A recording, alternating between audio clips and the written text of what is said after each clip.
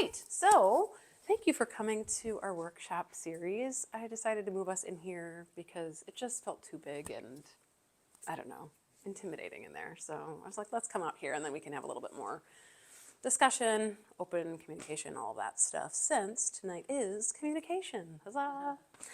So tonight, my primary goal, well, I should introduce myself. I'm Tracy Keller. I own Firefly Counseling in Wauwatosa, and I am a licensed professional therapist. So my world initially kind of started in the therapy world with kids and teens, and then has moved on from there. So now I work primarily with women, women's health, trauma and grief are my main specialties. But a big component of what I'm doing within trauma work is kind of like reparenting. So I feel like I'm using a lot of the same kids skills, except in a different way. So this was kind of a cool opportunity to jump in with Dr. Jamie, who's somewhere. She's doing some other workshops.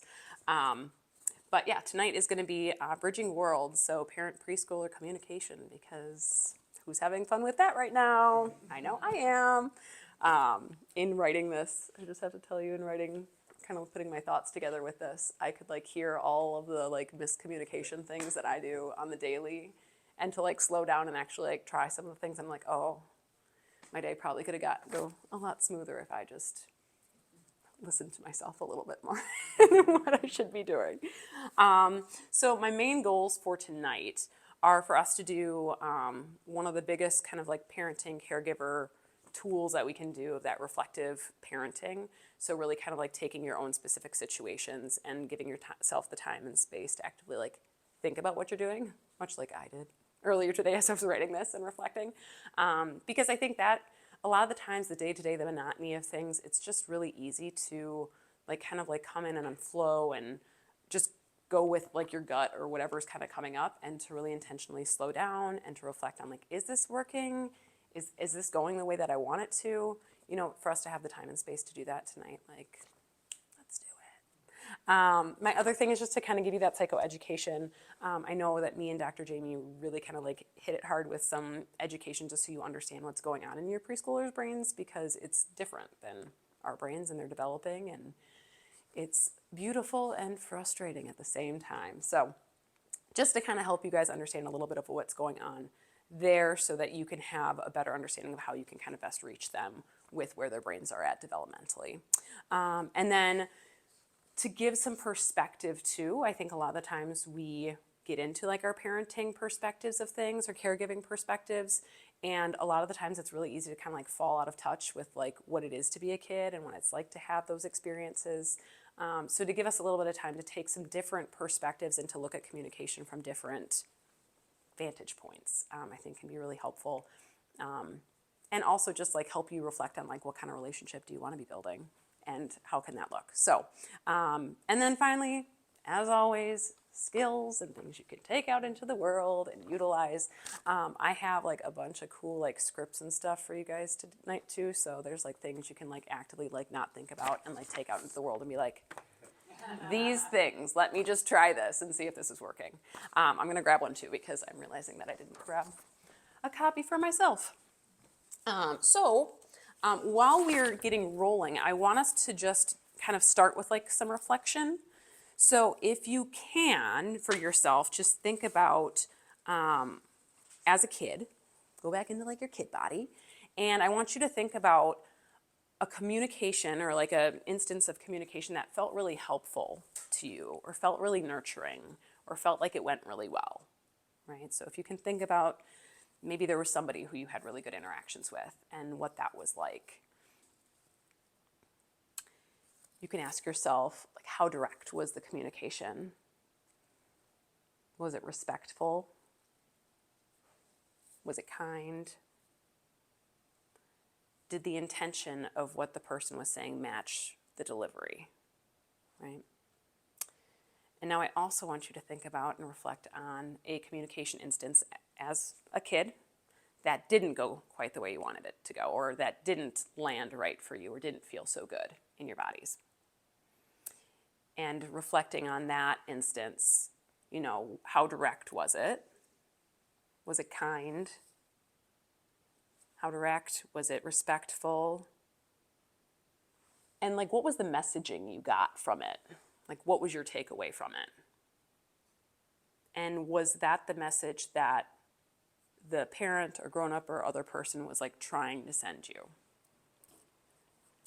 So I get curious, just since it is a smaller group, if anyone feels comfortable sharing, just doing that kind of stark contrast between a positive communication interaction and one that didn't quite go as well. You know, is there anything that stood out to you guys of, you know, those differences that you saw in reflecting back on your own childhoods?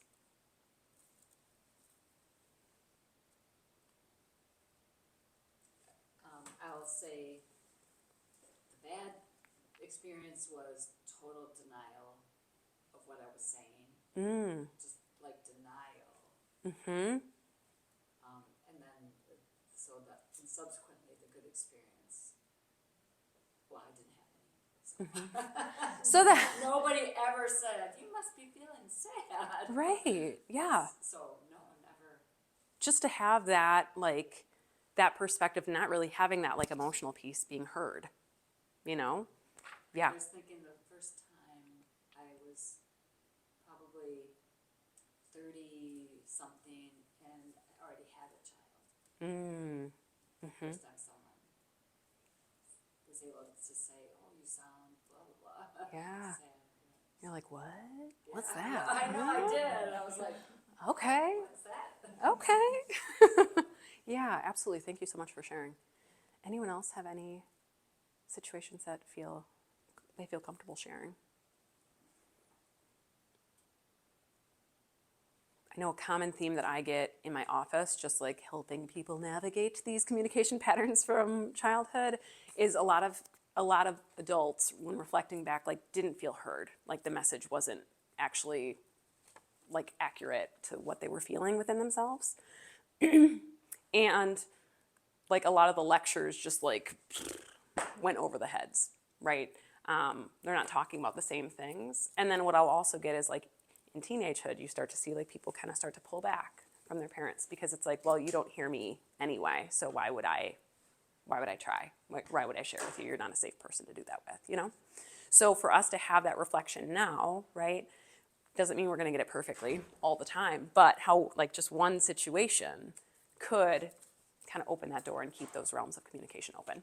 So I like to get you in that space so you can kind of be like, oh, how's my kid feeling in this? How am I feeling in this as a parent? Because that's very real too. Just to kind of get your brains working in different ways. Cool. So then I also want you to reflect more in the present, right? So with kiddos that are in your care, right? What's a recent communication challenge that came up for you? You know, thinking about what was the problem? What was the behavior maybe they were exhibiting? What did you think? What were your actions? How did you communicate? And did it work? Right? So just reflecting on that can be a good kind of example for us to come back to in our chats today. To see if there's other ways that we can maneuver this. I know if I think about examples of recent communication challenges that I had, I can like list off like 5 from like 2 hours ago, right? So I'm right here with you. I'm not doing it perfect and I'm not gonna pretend that I am. But at least we can come together in the things that we should be doing. And then if we can do it like 1% better once in a while, we're rocking it. All right, so I think the biggest thing initially, we're gonna start just kind of with some of that psychoeducation. And I know you guys have been to some of these talks before, so some of this is maybe a little bit of repeat, but I want to give you the things that feel relevant within this chat tonight, just as a reminder, because I figure most of you, not all of you, but most of you probably didn't go to school to be therapists and have like a brain, you know, physiology class, but some of you may have too. Right, so knowing that your preschooler's brain is still developing, so if you've been here before, you've seen my hand brain. Here it is. Reminder for you, this prefrontal cortex part is here, and this is the logic thinking, amazing things that we can do as an adult, problem solving center, like all of that is executive functioning, and that's going to be mainly up here. This part doesn't fully develop till we're 24. If there's any drug use, it can be a little later than that, right? But that's the part that like we really need to develop for us to have like the kind of communication that we're having right now. right? Then the further back we go, the more we go into like kind of that like reptilian brain, like fight, flight, freeze, reactionary. And kids tend to like be very well developed in this area, right? This is what makes a baby cry, right? To get food. It helps get their needs met. It has those like reflexes, like, oh, I'm falling, right? All those things are pretty instantaneously there in a baby's brain. And as time goes on, they're just building more and more of this, right? We can help this develop, but it's not going to be like the level of what we have within our communication and the complexities that we can do. So that's kind of just like brain development, where we're at. Preschoolers, because of this whole rigmarole and development, they're going to be very concrete thinkers. So they're very literal. Like sarcasm, as much as I love it as a communication tool for my friends, I'll use it even here a little bit, right? It's going right over their heads, and they're not going to pick up on the nuance of sarcasm or other kinds of like, I don't know, metaphors or tricky like literary things that we do. So they're very concrete, very literal thinkers. They have very limited emotional regulation. So they have like all this feeling center back here. Cool, we like that. We need feelings. Feelings are important, but not like how do I manage these big feelings? So it gets a little chaotic, right? You all have preschoolers in your life. Hopefully you get what I'm saying, right? So all the feelings are there. The feelings are giving them feedback about the environment, right? Anger says something has to change. Fear says something doesn't feel safe to me physically or emotionally. And sadness says I need something, I've lost something, I want something, right? So sadness kind of helps us kind of get what we need to. But if we don't have any ways to like regulate that, like I know like I'll have the adult thought once in a while of like, oh, someone just like cut me off. Oh, I just like to ramble with my car, right? I'm not going to, right? But I have this, right? That's why kids don't drive cars. One of the reasons kids don't drive cars, because they don't have like their impulses are kind of just like to go, right? Unfortunately, if you guys, if your kids are downstairs with my 2-year-old right now, you'll see that in action because my 2-year-old is right in that stage of just reacting. However she feels, she's going to let you know it. We're working on it. So those are things to kind of just know what's in development. So big feelings, small vocabulary. We can help them build that, and we'll talk a little bit about how we can do that. And they have really short attention spans. You know, like if you go to a restaurant, you need to bring like a whole backpack of tricks and and things to keep them entertained because they have really short attention spans. So like my kid would have like lazed over in this conversation like as soon as I was like, hey, I'm Tracy, right? So we need to be really intentional with the words that we choose and how long we are kind of like doing a whole little lecture thing because they're likely not hanging on for long. The other thing within my little hand brain, I'm gonna take a drink first though, is emotional flooding. So within this too, if you recall at all, right, when there's too much kind of stimulus coming in, when they're super activated, what's going to happen is this prefrontal cortex is going to go offline. So any kind of like logical problem solving, amazing skills that we're working to build that they have built at that age are not going to be accessible. Super great. So then we're just going from the feeling brain. So that's important to kind of know because a big piece of the communication chat for tonight is going to be like recognizing where your kid is at. Like, are they still like online where we can like learn things, or are they like not online and then we're regulating first, right? So that's something that I think can be helpful. Some of this communication piece tonight too is also going to be like, how can I read what's going on? Because it's not going to be as much direct voice to voice communication. It's going to be a lot of the communication is through their behaviors, their actions, what they're showing you. And if you can read that, then you're gonna miss less, right? Than if you're kind of just oblivious to it. So the main thing within kids that I really want you to just get away from this like brain thing, right, is that when your kid is having a hard time, when they aren't giving you a hard time, right? They're just having a hard time, right? I think it's really easy to look at like little kid behaviors as like manipulation or like trying to get something out of us. And in reality, like their prefrontal cortex isn't like developed enough to really do that, right? Their actions are really kind of just driving towards like getting a function met, right? If we think about this from like an adult perspective, like I'm hungry and the feeling that's driving inside of me, this like growly feeling, means I'm going to like move myself towards food, right? Same type of thing, but just like different of like, it could be like siblings of I have limited resources because my mom and dad are just two people. And I have a sibling here who's going to take up some of these resources. Like, what can I do to make sure I get a little bit more attention, right? So being able to kind of see the function can kind of like cut through some of the communication that needs to happen anyway, and help you kind of communicate accurately with what might be going on. And you're also not mind readers, so you're not going to know this every single time and get this right all of the time. So the thing to know about behaviors is behaviors in themselves are communication, right? So if you can read what behaviors are happening, sometimes it helps you to be able to see what might be going on. So like for instance, hitting, right, can mean I'm overwhelmed, right? I'm overwhelmed and this is how I can kind of like feel in control of something, right?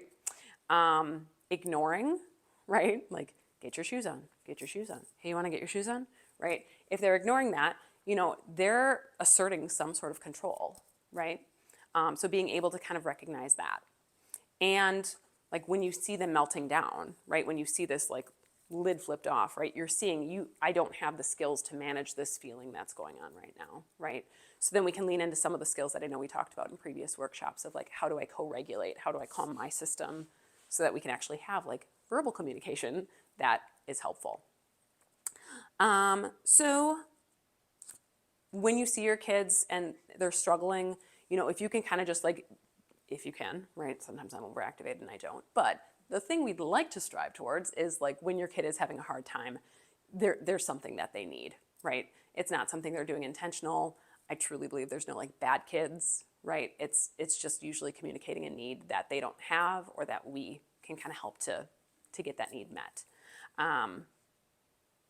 So in general, big takeaway from that, right? Like most of these times, like my kid and Kyle can attest to this, right? Will say like, I hate you, right? And she's not intentionally being disrespectful, right? She's trying to get a need met in some way, shape, or form. And if I hear, oh my gosh, my 2-year-old hates me, and then like that's what I'm stuck in, right? That's my own crap that's kind of coming up and getting in the way, as opposed to like, okay, what's going on here? And usually it's like I'm feeling out of control when that's happening, you know? So we'll step into the bridges of communication. Here we go. So just some ways that can help us, because like we've been talking about, face-to-face communication isn't always going to work with your kids, right? And some things that can be helpful in just kind of like helping to bridge that gap. The first one is getting low and getting close, right? So I can't say the number of times I've told my kids to put their shoes on when we needed to go somewhere, right? But it's a lot. It's a lot. I'd have a full piggy bank if I was collecting nickels. And ultimately, the more I have to repeat, put your shoes on, right? And the more they're ignoring it, all I'm really doing within that is aggravating my nervous system, right? Because I'm getting pissed off, right? And ultimately, the thing that needs to happen isn't just going to shift, right? Because if my nervous system starts getting activated, what do you think is happening in our preschoolers' nervous systems, right? Ultimately, they're going to, now they're not just ignoring it, but now their nervous system is going to be reacting off of my nervous system too, right? So I'm kind of like turning it into a problem because it's my own stuff that's getting in the way, right?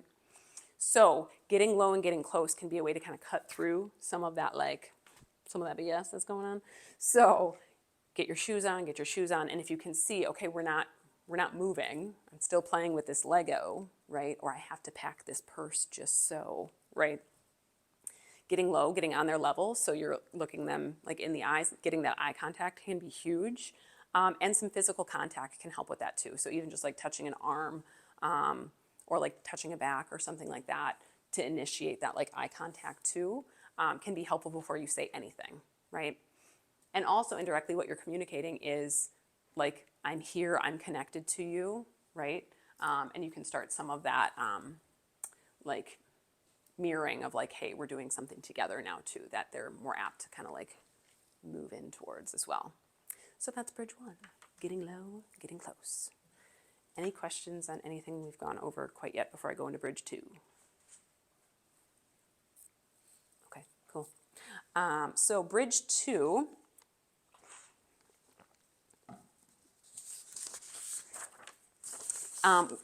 we're going to look at the first handout in just a minute, just so you know where we're going, but it's naming the feeling first. So within this, like we said, like that, our brains aren't like fully developed. The brains aren't fully developed to like know every feeling and how to cope with every feeling, but they're having every feeling to the same intensity that we're capable of having these feelings, right? So when your feelings are acknowledged, right, like some of these examples from childhood that we were talking about, when your feelings are acknowledged, your cooperation is likely to increase, right? If you think about like teenagers, because I feel like teenagers are really good examples to like look at, right? But if you think about a teenager and you think about like them coming home from school and being like in a mood, and you're like, oh, like if you are making something about their mood, what's the likelihood like that they're going to cooperate with you, right? Similarly, if you say, just smile, you need to cheer up, right? Like, I don't know, if you've ever been like ticked off and someone tells you to stop being angry, like that doesn't really work. And if it doesn't work with you and me, it's not going to work with your kids, right? So the main thing I really think about as we're going through these bridges too is just like the respect that you would have within like a partnership or a best friendship, whatever, adult communication. Like if you wouldn't talk to your spouse or your best friend that way, you probably shouldn't be talking to your kid that way, right? I think there are some different communication strategies that have come from different generational pieces of like, you'll listen because I say so. You'll respect me because I'm your parent, right? And I think really within this communication piece, respect is totally earned, right? By showing respect. So that's just something to think about too, especially with this feeling thing, because I think it's really easy for us as adults to dismiss kids' feelings as like not a big deal. When it is, like there's been research that shows that like feelings of like a first grade crush are the same levels that we can feel like in attachment to adult partners when we're dating and when we're in love with somebody. So like feelings are real and they're really intense feelings and they have no coping strategies for them. So when we can like say, hey, I see you're having a feeling in like a kind and compassionate way, right? Like think about yourself when you've had like a really intense feeling and what it is for somebody that you care about to say, hey, I see you struggling. Like it's that instant connection, that instant like I see you. And that gets to be that like connect before correct type of thing that I know we've talked about in different workshops too.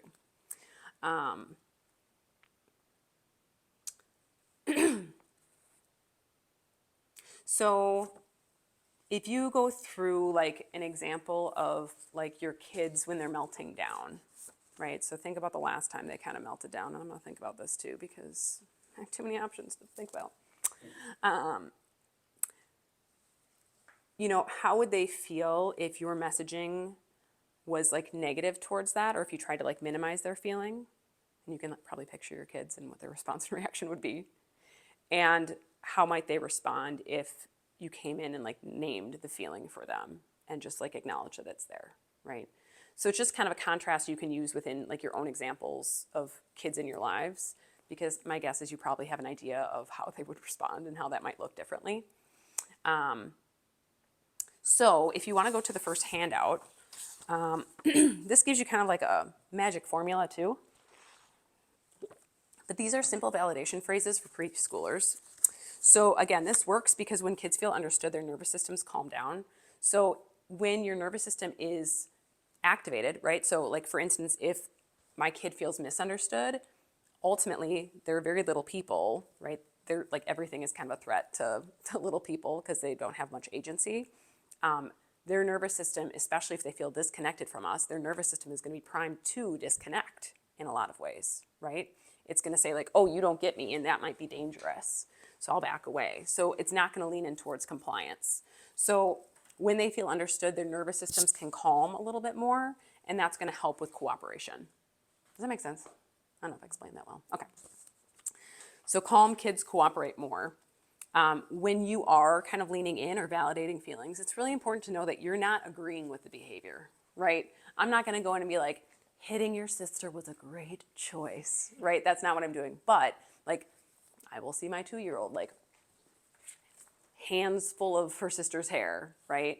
And for me to say, wow, you're really angry right now, right, is not saying you pulling her hair is fine, right? It's saying like you're having a feeling that I can see, right? And also helping her to see, oh, this thing that's happening right now, that must be anger, right? And helping her to give some of those skills that she may or may not be able to fully use because who knows how connected she is, but at least we're trying, right? Me helping her with that is going to help calm her system so that it may turn into more of a learning experience, has more opportunity for that. And really all you're doing is acknowledging feelings, right? She's angry, she could be like pulling out her sister's hair or be like stomping off or just like shut down, right? She could be doing all of that. And me just saying you're angry isn't saying like, please abuse your child, your sister, please do that, right? So the magic formula at the bottom of this that I want you just like, I'm going to just highlight and then we'll kind of go through some of the basic validation starters. But it's going to be notice what's going on, name the feeling, and then normalize. So like the example will be like, I see you're upset, you really wanted to stay, that makes sense, right? That's not saying like, yeah, run into the road, right? It's saying like, hey, I see what's going on and there's a different way to kind of manage this, right? But it's that connection first and then a redirection. So basic validation starters. And these are good because I feel like you can probably like have one that feels natural to you and put it in the back of your brain and then you just use it all the time, right? So like, I see you, right? That can be it, right? Another one that I think is really easy to hang on to that you can use all the time, like, you're feeling this, right? You could put them together. I see you, you're feeling this, right? Or that was hard, you didn't like that, you really wanted the, you're disappointed, you're frustrated, see just labeling the feelings that you're seeing. And if they like buck back, like I'm not frustrated, say, okay. Like that's okay, you can be wrong about that, right? You could even ask, what are you feeling? You know, I'm curious what's happening for you. Or like labeling what's going on, you're still having fun, right? You're not ready to stop. You're not ready to put your shoes on, right? Being able to just call out what's happening. And then when they're melting down, right, we can, okay, so I want you to just think about like a situation for as a kid for you. I don't know if you were ever told to stop crying, right? I think I was. I blocked it out, right? But just think about like even as an adult how that would feel if you're having a really hard time and someone tells you to stop crying, right? It can be this like knee-jerk response and reaction we have, especially if someone's given us that language from growing up. But it also can be something that soothes like an adult's nervous system more. So like it makes sense if you've heard this before when you're upbringing, right? Like if I don't know how to manage like you're crying, then the easiest thing for me to do is just tell you to stop, right? So ultimately like we can see where that messaging comes from, but like I think it's really important for us to rework it in some ways, right? Because it's more about like us being able to tolerate like that distress as opposed to respond. So instead of like stop crying, right? Your body is having really big feelings, you're really upset, that felt unfair. It's hard when things don't go your way, right? When they're angry, you're mad, you wanted it first, you don't like being told no, you're frustrated, it's not working. And sad, like labeling that, you missed them. You wanted it to stay the same. You weren't done or that hurt your feelings, right? So these can be really easy ones. We'll go into like more of like the structure of how you can like really kind of like move through to something, but I think this can work all the time to just kind of help instantly like bring that connection back, which will help calm certain situations. I will tell you today I use none of these and I could tell, right? Okay, so that is the second skill we have. Time check too. So the third skill is going to be fewer words, clear choices, right? So one of the things that I have learned in my like career as a therapist, right, is that the more choices we have, the more anxiety that can increase. So it's important to have like some choices, but not too many choices, right? There's like a sweet spot of this. So like a kid who has no choices ever is going to have a response and reaction to that because like it's important to feel some sort of agency in your own life. But too many choices can be overwhelming too. And kids are ultimately looking for parents, caregivers to like offer the scaffolding of like, here's like your boundaries, like here's what you got, right? So like we'll see kids who have really kind of like laissez-faire kind of like parents, right? They're gonna have a lot of anxiety because there's like way too much to choose from and they don't know what the scaffolding is, they don't know what the boundaries are, and their nervous systems don't quite know like what's the skeleton here, like it's too loosey-goosey, right? Whereas we can also have like authoritarian parents that are like too rigid, and then that can create a lot of like internal control dynamics of like, oh, I need to feel like I need to control more in my life. So like some of those kids like will have more like constipation issues or random other things that they're trying to like control. So we want this sweet spot of like offering control to like minimize anxiety, but also not creating like more like parenting dynamics and concerns by giving control and choices. So the thing that I really encourage you to do is just play with like two choices that are things that are actual choices that you're okay with either way, right? Letting your kid pick dinner once a week between two choices that you have all the ingredients for and are fully prepared to cook, like that can go a long way. Giving a choice between two pairs of pajamas that are like seasonally appropriate, right? Like that can be something that can be really empowering too.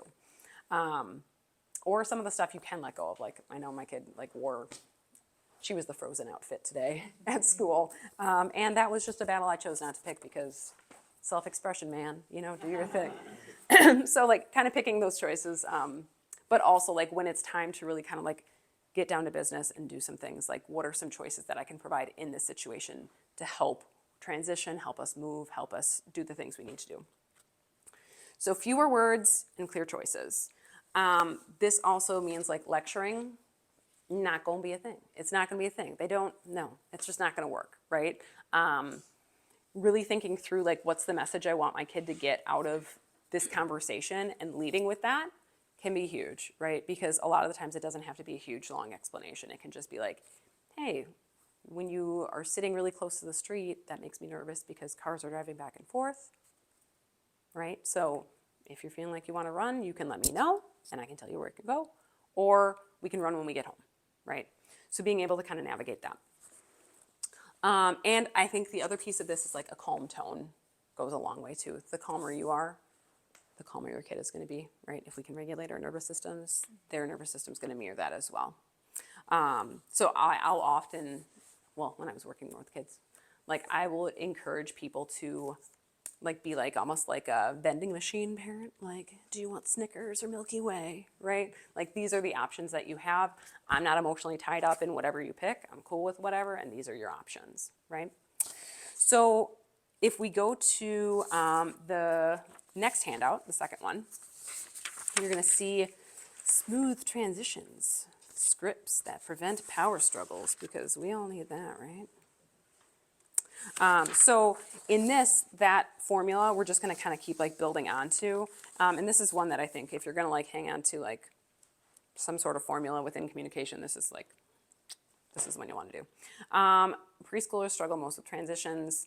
It's not defiance, but it's hard to move from one thing to the next. So these scripts can help move from one activity to another. So again, that formula is going to be similar to the last one of we're going to like preview what we're going to do. We're going to validate whatever's going on, and then we're going to give a choice or a role, right? Something to kind of aid in that transition, an action that kind of helps with that movement. So for instance, at the park, you're going to preview, we have 5 more minutes, right? Then when it's time to leave, oh, you're having so much fun. Do you want to slide one more time or swing one more time before we go, right? So I'm going to validate how they're feeling about it because, I mean, if I think about it too, if I don't know, if I was hanging out with my friends and I was having a really good time and then someone's randomly like, we have to leave now, right? I would be bummed, right? So being able to validate like, yeah, that stinks. It stinks that it's time to get going. And something that'll help transition, help them give something that's going to help move from like playing to getting in the car, right? Coming to the table. This is one we have all the time. Here we go. So being able to cue like dinner's almost ready. And then when it's time for dinner, oh, you're building something important. Do you want to walk or stomp to the table? So this one I think is always interesting too, because again, it's something to transition. So like we had a hard time like getting to school for a while, and we started like being choo-choo trains to like get out the house and like transition to the car. So giving them something that helps them move from one thing to another, especially if it's super involved. I mean, if you've done a Lego, right? Like it's really hard to be like, okay, I'm done with this, right? Same with video games, like man, no. So being able to kind of like even transition into like, you know, could mom or dad, like, do you want mom or dad to help you after with the Lego? You know, those types of things can be helpful just to help transition. Or you can also like give a role, right? Like, hey, would you mind setting the table? My kid's like helping right now, so I'm gonna take advantage of that, right? Your kids may not, but something like that, like giving a job or something, can be really helpful. Getting in the car. This was a fun one today. It's time to get in the car, right? Validating you wish you could stay, you're not ready to go, right? Whatever. And then do you want to climb in yourself or do you want me to lift you? Bath time, 2 more minutes of playing, and then when it's time, you're not done yet. Do you want bubbles or no bubbles tonight? And then you can even have them help, like turn on the faucet or whatever too, to kind of help with that role transition. And then bedtime, after this book, it's lights out. You can validate, you like to read when we're together. And do you want me to tuck you in tight or super tight, right? I think even like making something silly can be helpful as well to kind of help with that transition. And again, I think with bedtimes, it can be tricky because if you think about like the function of like, what is the function of this? Like, are they looking for more time with me? You know, is there something in this room that's not comfortable to them? Is separation just tricky, right? Like there's so many things that we could kind of like aid with that. And I think it's also hard when your kids are like, I want to read another book. And you're like, no more books, you know, because they should want to read. So hopefully that gives you some ideas of just like a transition formula. I'm wondering if any of you have other transitions that are tricky that you're navigating right now or like have a hard time applying this formula to. It's not science.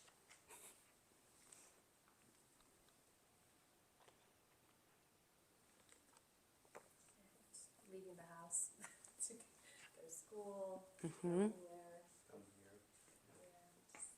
Yeah. What usually like is the hang up at like home? Like what are they stuck on something? Is it like it's just a comfortable space? My 4-year-old, he loves like being home playing. I'm building something. I want to do this. He has like a plan or an idea of what he wants to do, and we're just disrupting that. And we even told him, right, like we're going to go to this thing later tonight, and I'm like midday after dinner we're going to go to this thing, right? Like I kind of gave him like the reminders, and then when he's like, okay, it's time to get dressed. It's like, what's this new information? Yeah. Yeah, I mean, we made it happen, but I think where I'm realizing we didn't validate, like we weren't like validating. We were just like, okay, we're going, and the 2-year-old was like ready to go, and I think we were all like rushing away to the door, and he's like in his room. So we didn't validate like he wanted. He wished he could stay home. Yeah, I did. It's cozy. We're just like. I gave him an option of the hard way or the really, really hard way. Because he's like into that now. Like, it's fun for him. He's like, I want the really hard way. But the hard way is what, like you picking him up. Yeah, I tickle him when I put his shoes on. How dare you? Yeah. Yeah. I mean, I think having something fun to look forward to within that transition is great. And it's something I catch myself like today when I like knew I was going to be presenting on this and like we were in an appointment. I was totally running late here too. I was like, I have not validated my 4-year-old at all. Like, I haven't been like, yeah, it's really hard to transition from one thing to another or like look at that, you know? And I don't think it's something that I always think about either. Yeah. But that's why we're doing reflective From parenting. outside, like it really works for him, and What? when you like try to just label or name it with this feeling, I think it really Yeah. just softens, Yeah. and like you could see the switch turn on. Yeah. So this reminder to do it more. Cool. Totally. Reflective parenting. That's what we're doing. That's what we're doing. Anyone else have other situations that they're reflecting on or thinking about? Getting morning dress typically is Ooh. a struggle. Like whether it's in pajamas before bed or just like before school in the morning. And I think a lot of it is like, yeah, he wants to play. Same thing, like my son loves to, build things and has an idea, and I think he's just not ready to move into the next thing. So I'm trying to think. Yeah, I usually don't go. We gotta go. I know, right? Yeah. It's time. We're running late. Yes. Yeah, absolutely. Something that I try to do, and I don't know if this is a good thing or not, but like I try to, like, okay, I'm gonna do the dishes. Can you get dressed before I do the, or I'll like give a countdown. Can you like get your pants on in 10 seconds or something? Yeah. It doesn't always work. So I don't. Yeah. Yeah. It's just kind of. I think that's great. I think making a game out of transitions is like, it's great. That's a way to kind of help move from one thing to another, you know? I know like we've used a ton of different things to try and get our kid to school as well. Advent calendar season was like great because we had it set up with school where like, oh, you can show your little Lego thing that you got to Miss Barta and yippee skidoo. And then she was like, okay, yeah, here I go. I know lately we've been playing, what would you call it? The bathroom, like brushing hair, brushing teeth. Salon. We play salon, where I get an accent, and the 2-year-old is Mrs. Nesbitt, and she comes in for her hair care routine, and the 4-year-old is my daughter Charlotte, and she likes to sweep. She sweeps in there. She gets it all clean. But I mean, it's been working, so we'll find something else in another week or two. But for now, salon, can't recommend it enough. All right, so yeah.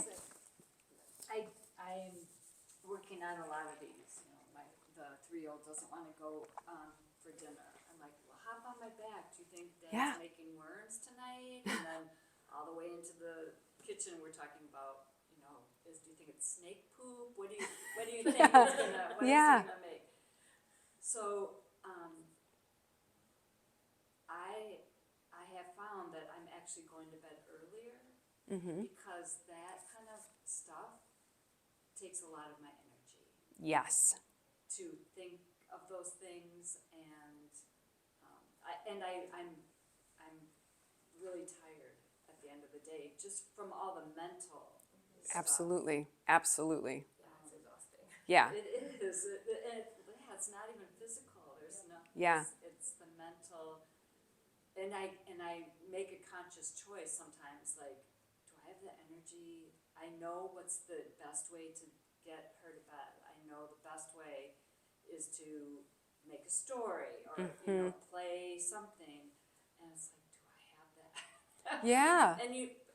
I do it because it is the better way. Otherwise, it's just a fight, and that's traumatic for everybody. So. Right. I mean, I think that's such an important piece to like put out here. Like, parenting is overstimulating. Caregiving is like so much mental work. Like, we have a really like intelligent breed of dog, and one of the things that we had when she was a puppy and was just like destructive was like it wasn't like going for like 10-mile walks. It was like if we could do like a really strenuous like training type of thing, she would like conk out, you know? So to know that like we don't have to be like lifting heavy weights or doing a ton of activity, like this is exhausting.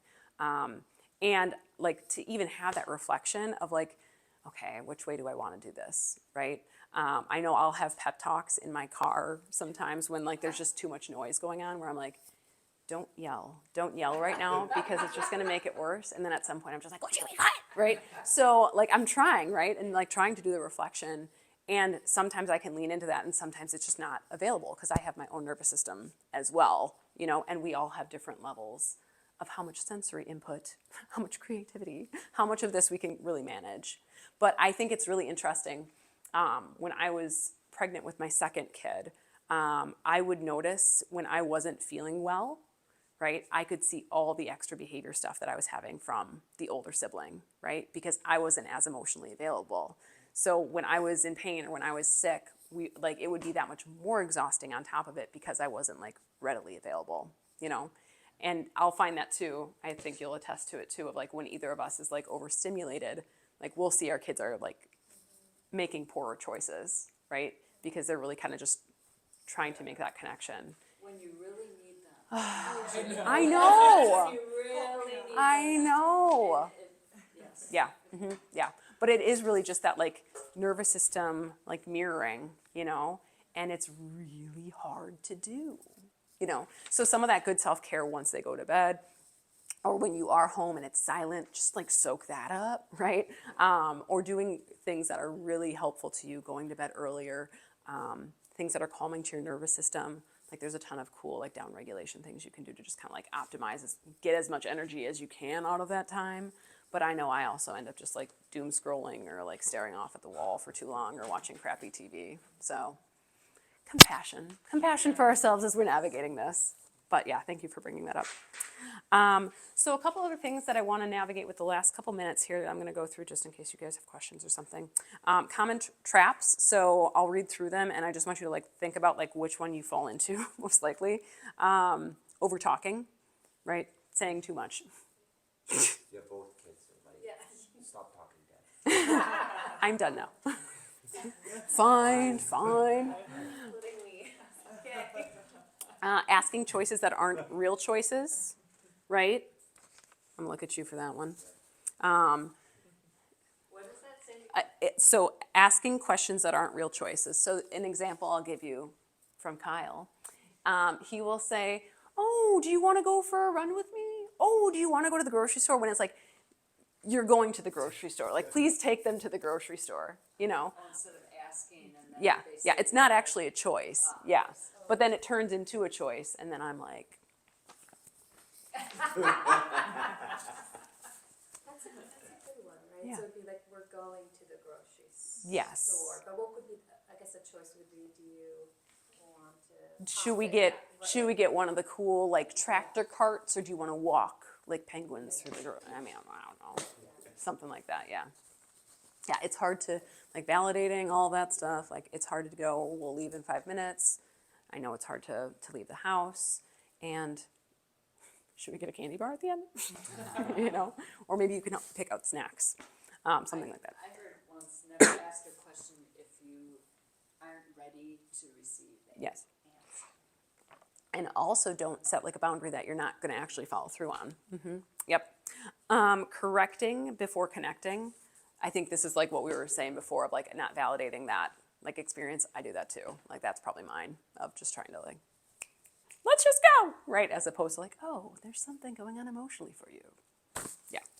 And expecting adult logic and problem solving, right? So sometimes we get into a space of expecting more from our little one's brains than is capable. So just to reflect on which one you fall into most often, also offering grace to yourself because I do too, right? And we're all just trying our best. The fact that you're here and like reflecting on that speaks volumes of what you're doing as caregivers. Okay, so the last one, the last worksheet, I'll just kind of leave you guys with, but this one is good for just like simple scripts for common things that come up in preschool age kids. You can see there's shoes, there's the grocery store meltdown, all those things, but just to kind of give you a script, if any of these things kind of stand out of things that happen at home, you can memorize them, and then boom, I've done the work for you, and you can just regurgitate them. So navigating that, again, it's that same kind of formula of previewing what's going to happen, validating the feeling, and then giving a choice or a role.